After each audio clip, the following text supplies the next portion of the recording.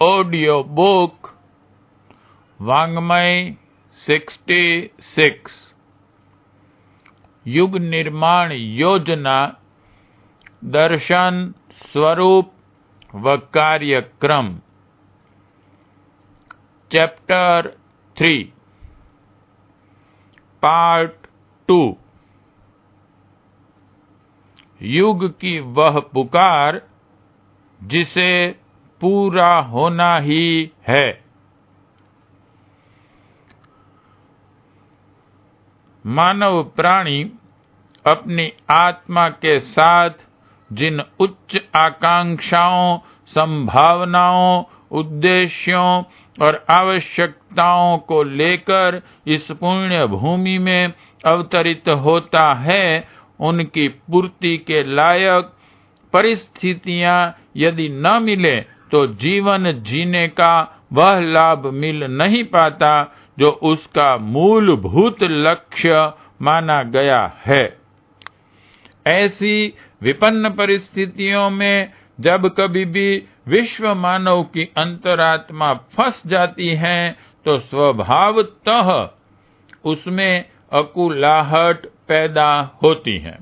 असंतोष की उग्रता जब सीमा से ऊपर बढ़ने लगती है तो उसकी प्रतिक्रिया भी उत्पन्न हुए बिना नहीं रहती। अनुपयुक्त स्थिति को बदलकर उपयुक्त परिस्थिति प्राप्त करने की समग्र आकांक्षा किसी न किसी क्रांतिकारी परिवर्तन प्रस्तुत करने वाले आंदोलन का रूप धारण करती है। असंतुलन को दूर करके संतुलन उत्पन्न करने के लिए विश्व इतिहास के पृष्ठों पर समय समय पर होने वाली क्रांतियों का उल्लेख मिलता है। यह आवश्यक भी है और स्वाभाविक भी। संतुलन यदि निरंतर बिगड़ता रहे तो उसका प्रतिफल केवल विनाश ही हो सकता है। किंतु जिस सृष्टिकर्ता ने यह सुंदर संसार बनाया है वह समय से पहले इसे नष्ट नहीं देख सकता और न यह चाहता है कि यह स्वर्गादपि गरीयसी धरती नारकीय दुर्गंध से सड़ते हुए जीवों की क्रीड़ा भूमि बनकर रहे। इसलिए जब भी विषमता का असंतुलन बढ़ता है तभी उसकी प्रतिरोधी प्रतिक्रिया क्रांति भी उठ खड़ी होती है। इसे ही युग परिवर्तन या अवतरण कहते हैं। गीता में दिए गए अपने वचन के अनुसार जब भी धर्म की हानि और अधर्म का अभ्युत्थान होता है तब धर्म की संस्थापना और दुष्कृतों का विनाश करने के लिए भगवान अवतार धारण करते हैं। स्पष्ट है कि श्रेय भले ही किसी विशेष व्यक्ति को मिले पर वस्तुतः कोई प्रेरणा एवं प्रकाश ही अवतरित होता है। परिवर्तन के लिए प्रस्तुत हुई क्रांति अपना प्रचंड वेग लेकर अवतरित होती है। ईश्वर निराकार है, इसलिए उसका अवतार भी प्रेरणाओं के रूप में ही संभव है। जनमानस की अकुलाहट में उसका प्रत्यक्ष दर्शन किया जा सकता है। अवतार का यही वास्तविक स्वरूप है। इस प्रेरणा प्रवाह में बहते हुए असंख्य जन समूह में से कुछ विशेष व्यक्तियों को प्रमुखता मिले, कुछ को वह न मिल पाए, यह बात दुनिया की दृष्टि से संबंध रखती है। अवतार की वस्तु स्थिति का इससे कोई संबंध नहीं। युग की पुकार इतनी प्रबलता और प्रचंडता अपने भीतर धारण किए रहती हैं कि आंधी में उड़ते हुए पत्तों की तरह अगणित मानवों को इसमें बहुत कुछ करने के लिए विवश होना पड़ता है। राम अकेले ने अपने युग की असुरता को नहीं मिटा दिया था, वरन उसके लिए अगणित मनुष्यों तक ने ही नहीं, असंख्य पशु पक्षियों तक ने, रीछ वानर गिलहरी जैसे छोटे छोटों ने भी अपने प्राण हथेली पर रखकर बहुत कुछ कर दिखाया था। अन्य सब अवतारों की कथा प्रसंग भी इसी प्रकार के हैं। गांधी युग की राजनैतिक क्रांति को भी हम देख चुके हैं। उसकी सफलता का श्रेय किन्हें मिला, इसका कोई महत्व नहीं। वस्तुस्थिति यह है कि राजनैतिक दासता के विरुद्ध स्वाधीनता प्राप्त करने की जन भावनाएं उग्र हो उठी और उन्होंने सब कुछ उलट पलट करके रख दिया। बाह्य आडंबरों को बढ़ाने की प्रतिक्रियाओं ने हमें भीतर ही भीतर खोखला बना दिया है। जिन विडंबनाओं ने हमारी आंतरिक शांति का बुरी तरह अपहरण किया है, अब उन्हें बदल डालना ही उचित है।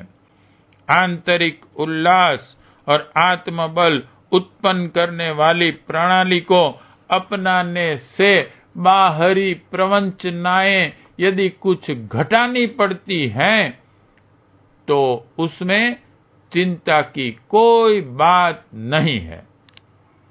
शरीर का महत्व घटता हो और आत्मा का गौरव बढ़ता हो तो हमें आत्मा के पक्ष में ही अपना अभिमत प्रकट करना चाहिए। शांति का स्रोत सज्जनता में है।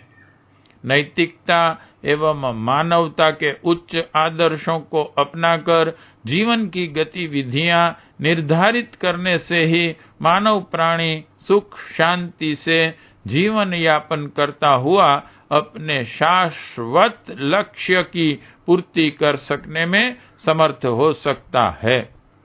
इस तथ्य को हमें समझना और हृदयगम करना ही पड़ेगा। शांति का, समृद्धि का इससे अतिरिक्त और कोई मार्ग नहीं है। निजी, शारीरिक, मानसिक, आर्थिक, सामाजिक एवं राजनैतिक उलझनों ने हमें बुरी तरह जकड़ रखा है। उसकी गांठें एक एक करके नहीं खुलेगी।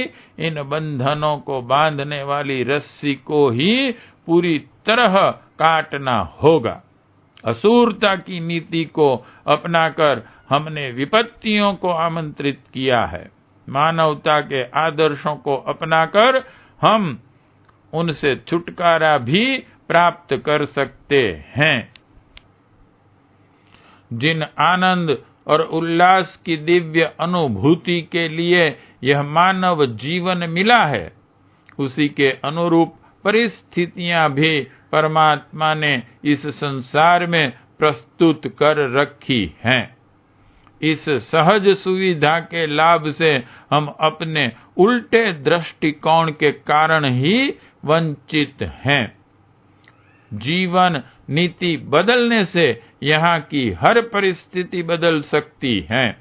उल्टे दृष्टिकोण ने ही यहाँ वातावरण उल्टा कर रखा है।